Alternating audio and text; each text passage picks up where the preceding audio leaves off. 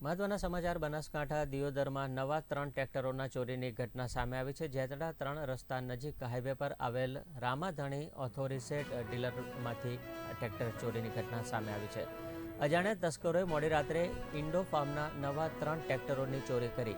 અજાણ્યા શખ્સો ઇન્ડોફાર્મ કંપનીના 3 ટ્રેક્ટરો ચોરી કરી પલાયન થયા હોવાનું સામે આવ્યું છે। ત્યારે ટ્રેક્ટરના શોરૂમમાં જોવા મળ્યો સીસીટીવીનો અભાવ। ટ્રેક્ટર એજન્સીના માલિકે દિયોદર પોલીસને જાણ કરતા પોલીસે આ અંગે વધુ તપાસ હાથ ધરી છે।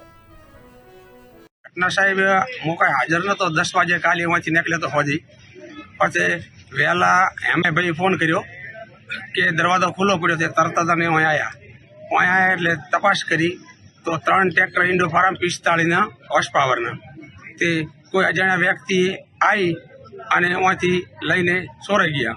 દરવાજે જોયું એટલે દરવાજો ખુલ્લો જ પડ્યો હતો એટલે પછી પોલીસ સ્ટેશનમાં જઈને જાહેરાત કરી।